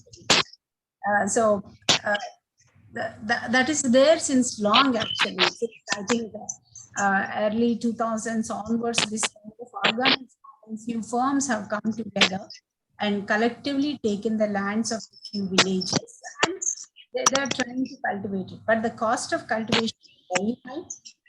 The vegetables which comes from these markets, especially from the organic farming, is very, very expensive. Like in Hyderabad, we have the different stores where we only organic products, organic vegetables, pulses, everything. Of course, in that, some of them are marginalized group farmers are also involved. There is no doubt. The returns what they are getting is much lower when compared to the returns what the actual entrepreneur is receiving from the market. Even that's what I was trying to say. The natural farming or the organic farming, whatever we are talking, is again water oriented, because people are also conscious now because of the various health constraints, whatever, given the awareness that people are more interested in the organic products, coming from the rice to the vegetables, fruits, and everything. So it's again, it's some kind of a monopoly which exists actually, some of the products.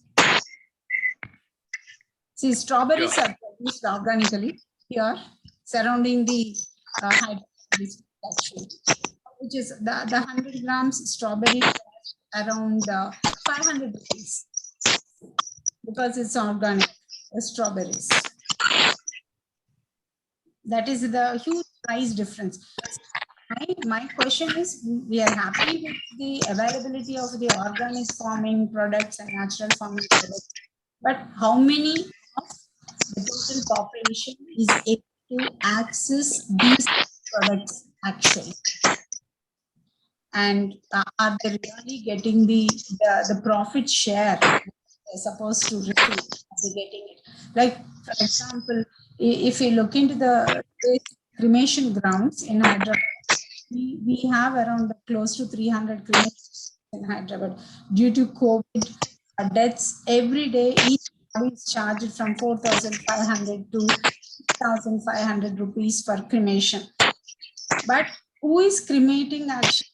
The persons who are cremating are coming from poor and marginalized groups. Per day, they are paid only 500 rupees. Whereas the owners of the cremation grounds, the private run organizations or the state, they charge around 4,500 to 6,500. So there exists a huge inequality in terms of the redistribution. That is what we see even in terms of the agriculture also. Okay. Yeah, thank you so much. Thank you so much, Professor Sridevi.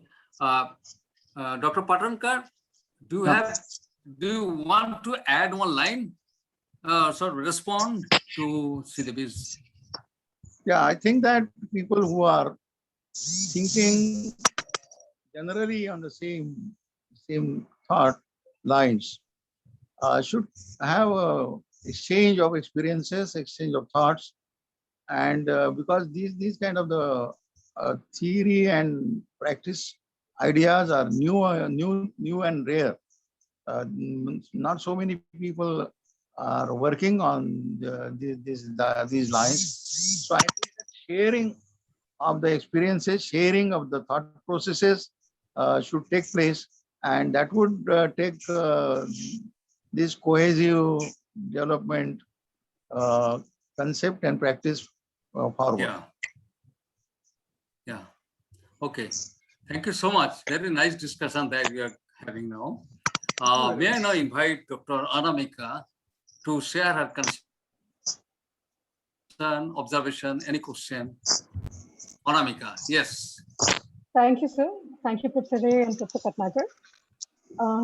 It was indeed a very insightful lecture for sure. And I have a couple of points, and Professor Sridevi and Professor Rao have already highlighted some very crucial parts of your lecture. I had a few points on women farmers, which have already been raised by my co-discussants, and you have responded it very well. So I would now like to focus more on your point, or rather your emphasis over the human's growing disconnect with the nature. And here I'm tempted to, at some point of time, Professor Ray and I were teaching in Central University of Bihar, and we used to discuss Polanyi a lot. And today you reminded me Karl Polanyi, who warned back in 1940s during the Great Depression that the modification of nature is going to be, devastating, and it's going to, grow. It's going to be intensified, and this drive, and of late, some philosophers like Frederick Jameson have been talking about that, how this drive has actually become self-destructive and self-annihilating. And within this global pandemic, it seems more apparent than ever that we are evolving as a species who will be party to its own destruction, something that scholars have already been pointed out. And definitely COVID crisis has kind of reinforced limitations of the conventional model of economic growth. It is very obvious now. And what I derive from your lecture, and what is very evident, is that this model essentially depended on a very brutal exploitation of nature. And you rightly pointed out that exploitation of nature is inevitably going to instigate exploitation of human also, because this interdependability is there. I mean, we are not disconnected. Although we think that we are disconnected, we are not directly connected to, or directly not dependent to nature in our day-to-day life. But we forget that we are surrounded, by nature, and we can't survive actually. And in this pandemic, it seems more apparent than ever that we are evolving. I mean, many scholars have been talking about it, that how this nature exploiting model of development has not worked for the majority of the world population. I mean, trickle down definitely has not worked. And while people were dying because of hunger and poverty, many billionaires were becoming richer. So it is definitely widening the gap, and we know that we are not. It is not feasible. We can't afford to have this model, and the pandemic has definitely reinforced. And the recent scholarship has been reinforcing about the alternative politics, about the alternative model of development, because things are uncertain, and the way we are evolving or progressing, our drive to kind of commodify nature has become devastating, and we might see more natural calamities in future, and maybe more devastating natural calamities in future. So it is very important for development studies and praxis to think about and be prepared for those crises, and especially, think about the points you raised. And Professor Ray has been talking since long about the economics of solidarity, and right now I was going through some articles. Many people have been talking about that, how we need to think about non-conventional models of development, and think about economics of solidarity, or even, as Professor Rao rightly pointed out, that we need to record women's vision of development. I had an opportunity to work in Uttarakhand right after the Uttarkashi flood, and we were trying to record women's vision of development. And what is very interesting, that almost all women participants, I think most of the women participants, kind of, they reinforced that there is an interdependable relation between nature and human, and we can't survive without respecting that. Coming to your lectures, very important point. You have been talking constantly about need to re-establish the relation of human and nature. And I'm just stuck, and this is something that I have been raising in these other discussions also. How do you think such process could be initiated, or how this idea could be materialized in the context we are living right now? I mean, within the neoliberal framework of development, especially now with this crisis, which has actually worsened things and even impacted the very idea of citizen and democracy. I mean, there are many research right now that is underscoring that how COVID containment measures have actually been central to the process of democratic decay. And there are many kind of democracies that were already weak. There is a risk of democratic erosion. So this is the context, and autocratization has definitely intensified. In this context, how do you think the process of re-establishing the relation of human and nature could be initiated? And I truly, I found your point extremely important, and I'm all for it. But then when I think of the context, I do see the deep systemic crisis we have been going through for the past few decades, and this crisis has definitely intensified it. And you were recommending about changing policy and increasing scientific and research-based evidence-based policy formulation. But then rising autocratization has also affected scope or space for scientific knowledge or evidence-based research. I mean, this is a very practical dilemma we all are dealing with who are working on development or who are working with people. And I do believe that the response would come from the people who are kind of, experiencing the onslaught of development on a daily basis, and their leaders or people like you who have been working with the people. And that's why I was like really interested in hearing from you that how do you think that we could think about, how could we even create space or scope for scientific knowledge or evidence-based policy or reestablishing the relation of human and nature while living in a context that envisions nature exploitation as kind of a prerequisite for its survival. So with that, I'll just stop. Thank you. Thanks again for your very... Thank you, Anamika. It's a very interesting issues and not many questions that you posed. Now, may I request Bharat to respond to Anamika's queries or questions? Yes, Dr. Bharat. You think I should respond to the last one? Yeah, this is the last one, yes. I think I had only one question. The only one question. Yeah. What? Or you repeat, Anamika, or don't you repeat question number 1 and 2 and 3 like this? No, I don't have... Okay, it will be easy. It will be easy for him to comprehend. Okay. Because you have got many things. I had several points, but I have only one question. I'm talking about the context we are living now. But slowly. Where we will... Okay, I'm talking about the deep systemic crisis we have been going through for the past few decades, and COVID crisis has actually intensified it. And it has also intensified kind of, autocratization, even democratic decay we are witnessing. Big democracies are witnessing democratic erosion also. Some scholars have been talking about it. And I'm thinking that, and this autocratization has also impacted the space for scientific knowledge or kind of evidence-based policy. I mean, Arjun's article I was talking in last IMPRI discussion. I mean, he's talking about that how in the past decade there has been, from the side of government also, there was a reluctance to release unfavorable data. So this is the context. And I really think that people like Professor Patnankar, who is working with the people, because those who are experiencing the onslaught of development or the exploitation. You talk about what exactly your question is all about. It will be easy for him to follow. What exactly the question is all about? What is your question?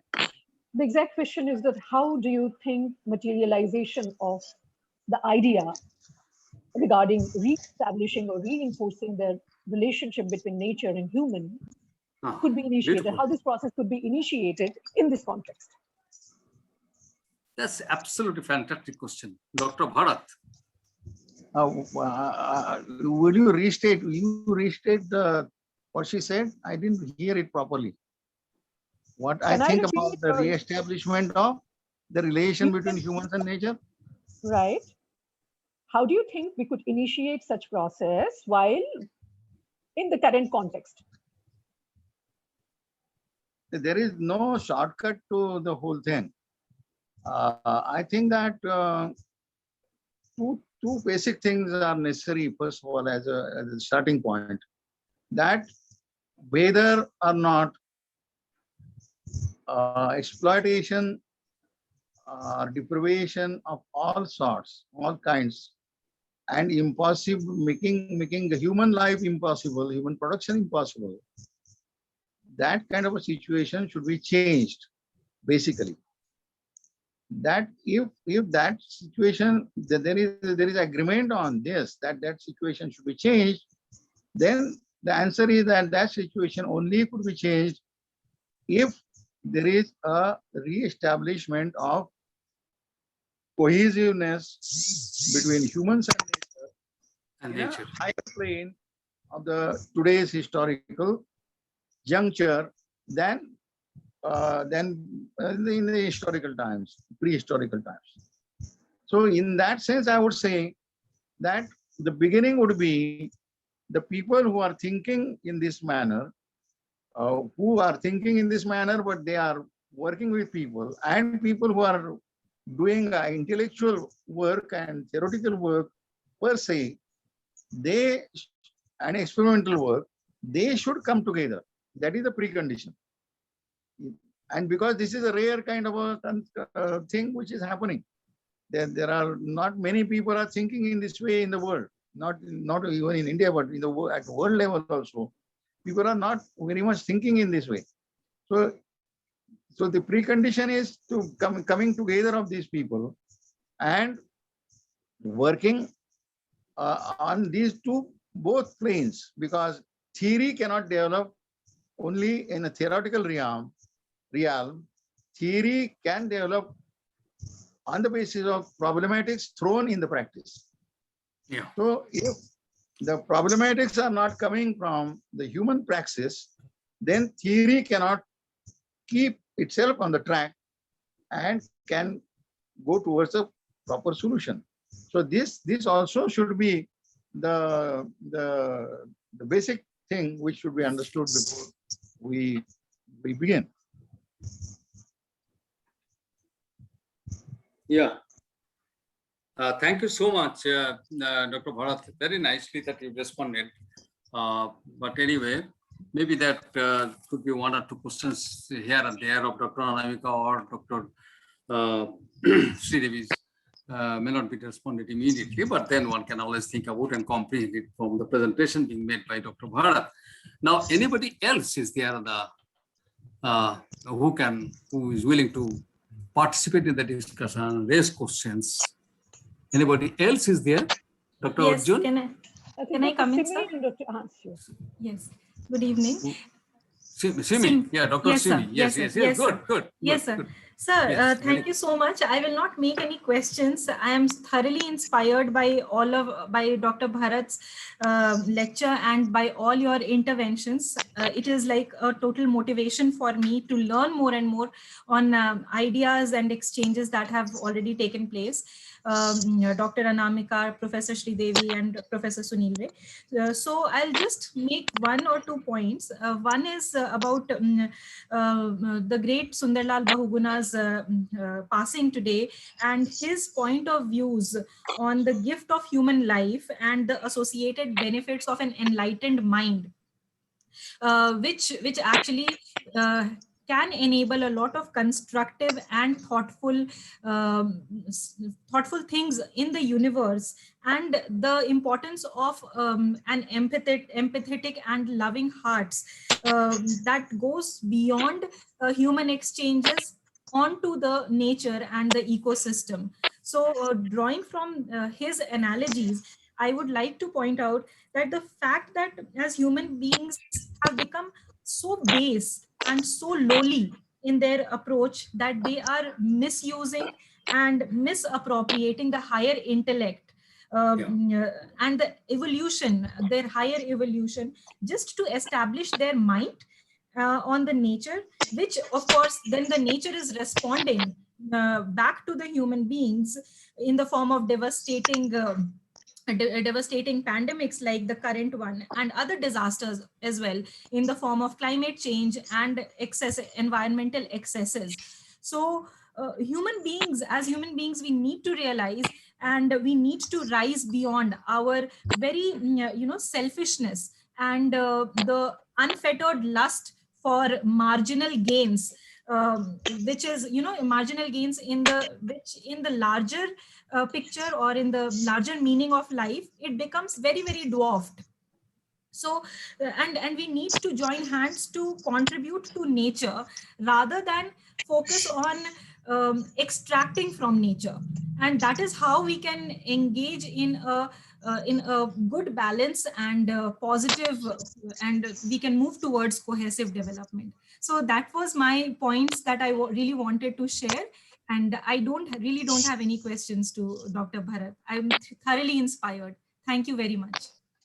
Oh, it's a good concern. It's a very serious concern that you have shared with all of us. Dr. Bharat? Yeah. Go ahead, Dr. Bharat. I would like to make is that who are the people who are destroying this, who are the instrumental to destruction of the cohesiveness. They are not people at large. We have to identify there is contradiction within people also. There are few people who are doing this, and they are taking on ransom, majority of people are destroying the cohesiveness. So the use of word people are responsible for this is sort of deceiving. It's dangerous also. I mean, kind of giving a wrong signal. Yes. Yeah, Money Adani also people. Yes, Yeah. Yes. Yeah. Right. So nice. Anybody else? Dr. Arjun? Dr. Arjun, would you like to make your points? Or, Dr. Arjun, will that be? I think we can move to the. We can move from? Yes, we can. Maybe he'll come to the end. Shall I now conclude? Yes, sir. Yes, sir, please. So let me just conclude the presentation being made by Dr. Bharat. I must say first of all,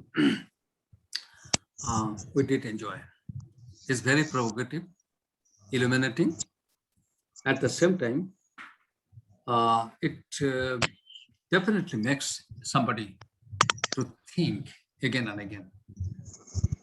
Somebody like me, who have been working in this area for quite some time, and I don't know, I can't remember now how many experimental places, the places where experiment has been going on the natural resources and the people I visited, large number.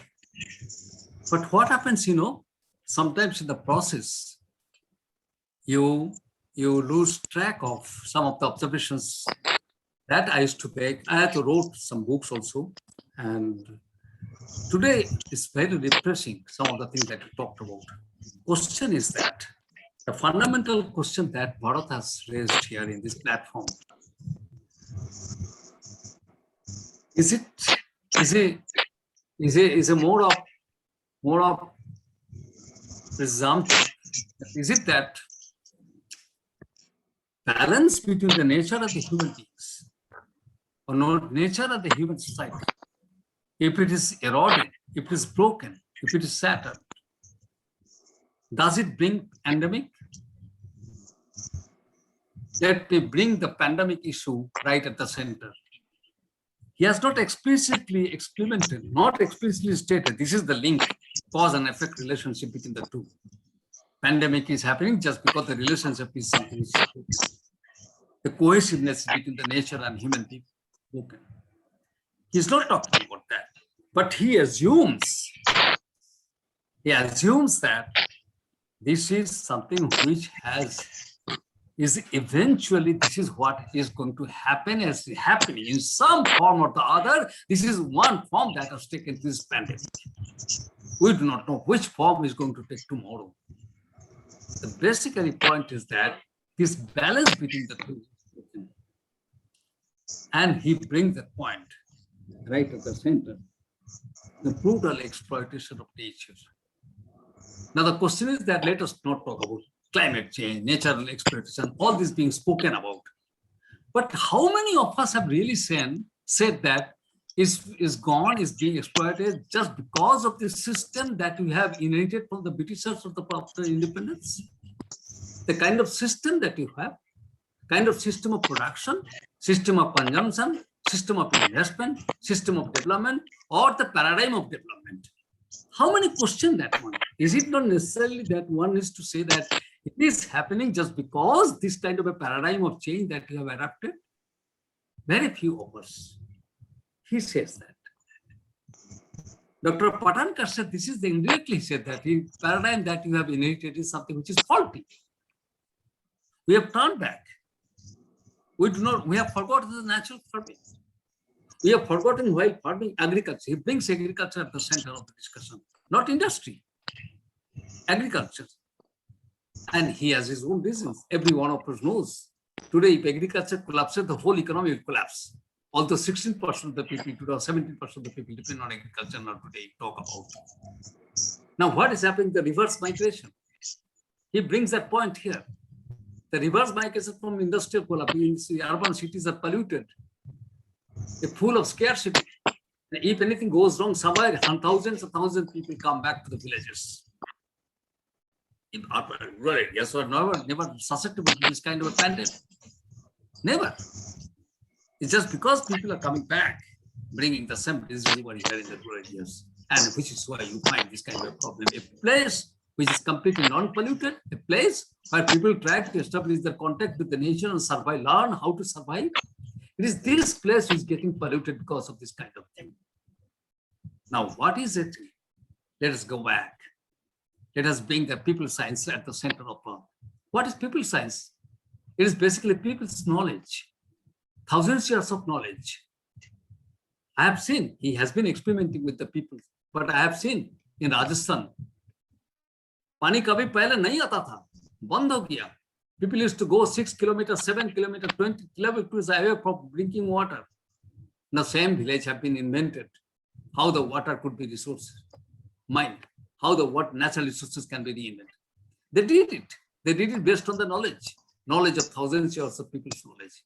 The people science knowledge is something, people science is something which have been suppressed because we always consider them as something which is not scientific, because we thought that it is the Britishers, it is the American, it is the outside knowledge, which is something much superior to it.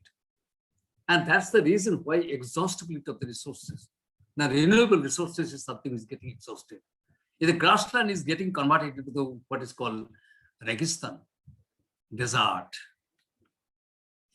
there is hundreds of problems. Renewable resources, so much of pressure is facing. Don't talk about non-renewable like petrol. I was in the World Bank project and I found that in some countries that they say 50 years after 2050, you have the petrol stored, and after that nothing is going to happen. We do not know. Then somebody said from Brazil in the committee that to write something, because none of us are going to survive by then. The point is that so uncertain. Nobody knows what is going to happen. Don't talk about renewable resources, which is completely limited. Renewable resources he talks about. And that is precisely our economy. Our society has to be brought back to the dependent of the renewable-based dependent economy. Can you do that one? Can you think about it? It is possible to think by two reasons. One is that what Gandhi spoke about, that is what the nature has given is only to meet your needs, not to greed. What, Sana? Greed.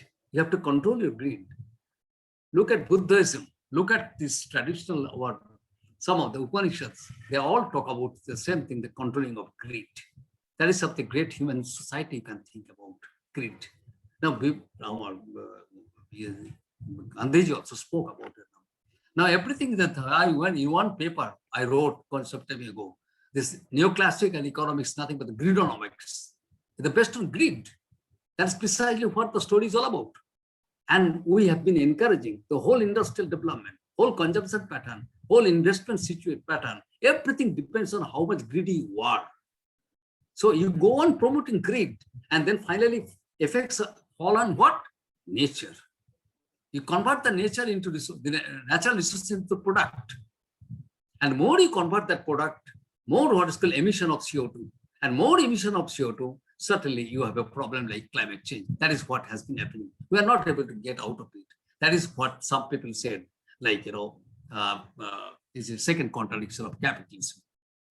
I'm not getting into that. But something that Bharat has spoken about is something we need to go back to that kind of stop this brutal exploiters in nature, strike the balance between the nature and the human society. That is something which is absolutely important for us. And for that, you need a structural transformation. Not the structural transformation based on capital, but the structural transformation with the cohesiveness, based on the principle of cohesive development, based on the principle of solidarity. That is something which is indispensable, inevitable, and therefore we can address many problems like pandemic. Today you fight pandemic because that is right at the doorstep. Day after tomorrow you may find something else. Day after tomorrow you may find something else. All because the root cause is nothing but destruction of the balance between the nature of the human society. That is something he brings this point again and again. Now, one other thing that he talks about, the equity, is plain. Everybody has talked about. Now, but the question is that the structural transformation is the elemental change, the equity, as an element that need to be emphasized. Without that, you cannot. And you see the many people talk about. I had also a number of times the debate with some UNDP international organizations on the whole issue of sustainable development and all that. The point that I made, and I have been making this point even today also, even with reference to this one, the point is that without equity, you cannot ensure sustainable development. It's a vague concept, certainly. People talk about sustainable development without touching the issue of equity. Why? Look at these international organizations. Do they talk about equity in the real sense of the term? No, not at all. But talk about sustainable development or 50 years, many things, even UNICEF and all that, they talk about sustainable development. Ask them, without the whole idea or concept of equity, equity means equal access to the resources of men and female, both. Very explicit recognition to this one. And also the poor, all people, equity means all equal access to the resources available to the universe. But this is what God has given to us, is not to X, Y, Z, but for everybody. If this is true, then why is it such an inequitable society that you have an asking for what's called sustainable development? He questions. Bharat talks about equity is something which is very important. We cannot dispense with it if we really want to have sustainable development. Because if it is an inequitable society, you can never have what is called sustainable development at all. It is always unsustainable. That is something history teaches us. And that is, we need to take note of that. The third is the liberation that he talked about. It's a very important issue. It's a very important, this is the dominant development discourse always uses certain conception which always confuse others. Liberation is basically different from better living conditions, better development, and so on and so forth. Liberation takes care of everything. Liberation takes care of everything. If really that you are liberated from the what is called exploitative network or mechanism, something which where no longer you are subject to exploitation of any kind, whether female or male or anybody else under any circumstances, you are much more in improved condition than earlier. It is not the distribution of resources in economics like the Pareto optimality. It is something very different kind of a thing. So this liberation is something which need to be spoken about. And it is again the women's liberation that he talked about. And he very clearly told that the leadership has to be taken by the women. It reminds me of Vandana Shiva's work of 1991, Nature and Women. It's a very interesting work to begin with. Perhaps that's the first book that I came across in 1991-92. Vandana Shiva wrote. She is a good friend of mine. And she again gave me this book some few years ago, 2-3 years ago, the same book. And then I wrote it, I read it. And then she said explicitly, and what is true, that is the woman, the intrinsic relationship between woman and nature. Let us recognize that fact. You talk about nature resources, you talk about the balance between the nature and the human being, but without talking about what the role of women, and they are in that, nothing is going to happen. You have to be explicit, and he explicitly recognized the fact. The leadership of women has to be there in managing the resources. It is natural, it's necessary, because there is something which cannot explain. It's the nature of human being, nature of women, and nature is nature. It is something which is intrinsically connected with each other. And therefore, it is universally true that they are maybe able to understand or comprehend much better than anybody else. And therefore, the leadership has to be given at their hand. And therefore, it is the only another way of course liberating women from the exploitative mechanism. And then something he talks about the human rights approach. Again, is a very interesting. Then there he talks about is something which is the collectiveness. I do agree with him. This is something which is very much missing. In fact, there people yesterday, some discussion in the same forum, did talk of collectivization of women. It's not the collectivization of women alone. It's the collective of the people, collective efforts of the people. It's not individual efforts. It's the collective efforts. It is something which everybody has to share together. This is something which that means that you are talking about different development epistemology. This epistemology is a science of knowledge has to be changed, has to change its form. The epistemology that you have been following is basically the classical economics, classical scientists, classical philosophers that developed based on methodological individualism. You need to get rid of that. You have to come out and you have to separate different kind of a methodology, different kind of development epistemology you think about, where you have a structural transformation, a structural transformation economy for the people, for the depressed, for the deprived, including women, all kind of racially discriminated, religiously discriminated, all the people who are really put on the corner. It is for these people. They have to come together. They have to come together to see a different kind of cohesion take place, and the different kind of development, ideology, different transformation takes place. So structural transformation is not going to take place at the dictate of capital, at the dictate of principles of the profit, at the dictate of the big multinationals. The structural transformation should take place at the dictate of the people, at the dictate of the women at the center, at the dictate of the people science, something where that really reestablishes the connection, reestablishes the relation between the nature and the society. Now the question is the scientists all over the world, let me tell you again, the scientists all over the world, irrespective of the discipline, they say that evolutionary biology is where we need to really reconsider, rethink about. What is that about? It is co-evolution. That means evolution of the human society and the evolution of nature.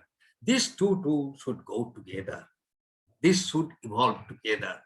One cannot evolve much higher and at the cost of others. Then look at the civilization which are all destroyed. Look at their history and look at why they are destroyed. Perhaps you may get the answer how the co-evolution of the human and nature is something which could be disturbed, which was destroyed. And that is the reason why the civilization got wiped out. Now, perhaps today we are going to face the same situation. We are talking about climate change. We are talking about this, that, and it's become a what is called, piece of discussion. And that's it. And then we are not able to come to a concrete conclusion, concrete suggestion. We have to be bold and say that, is it necessary for us to, that is Bharat indirectly asked this question to us, is it necessary to adhere to the same kind of what's called development epistemology? He said, no. Therefore, it is a kind of systemic change, is a policy change that he talks about and which is necessary for us to maybe look forward. So therefore, at the end, he concludes, those who have been working on theory, they should not work theory, sitting in the ivory tower. Not at all. They have to have one leg right at the ground. And therefore, the empiricism and the theory, these two can go together. Now, I just wanted to remind you, in 2019, 9, 10, 11, most of the economic students of most of the universities of West and America, they came out in protesting at the economic science they're being taught. You must be knowing about what kind of movement that took place all over. In fact, that is something against the kind of economics being considered as a science, which is not at all a science, not at all something science in the real sense of the term. It is something writing a science sitting in the ivory tower. That is we objected. Today the time has come. What Bharat said that we should really write theory. We should really go on abstraction, but certainly at the same time must learn what the practice talks about. And from there, we need to go ahead. We will be able to develop a different kind of knowledge base altogether. Thank you so much. It is with this thing, very few words, I will stop here. I again thank every one of you. I thank Dr.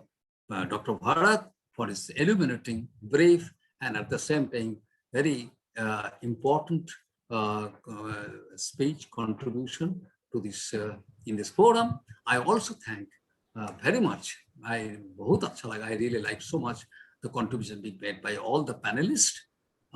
Very important, and of course the organizer and Simi, Dr. Simi, Dr. Arjun, all of them. They give an opportunity for us to share our views.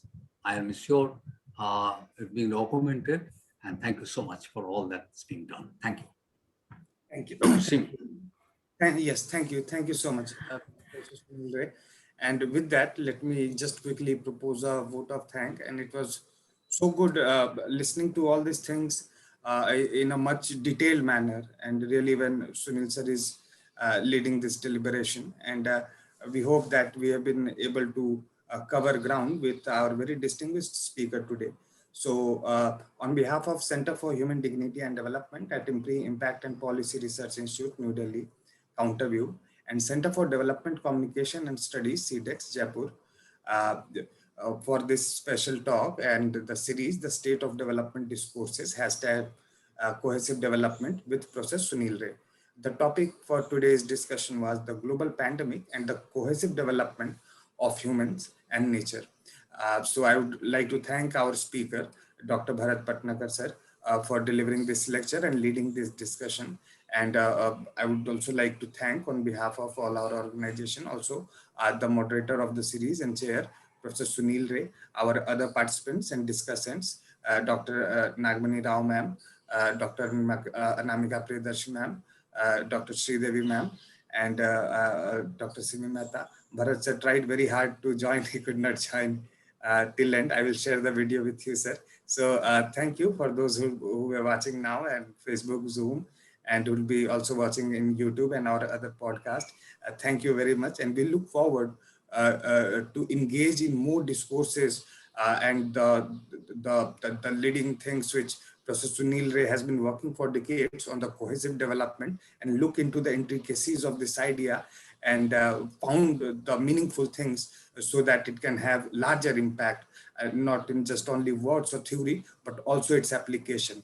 Despite having difficulties of all sorts, there is the way which sir is also suggesting us to lead. So thank you, everyone, and I wish you all a good evening. Thank you. Thank you. Thank you, Professor Ray. Thank you, Anamika ma'am. Thank you, Sridevi ma'am.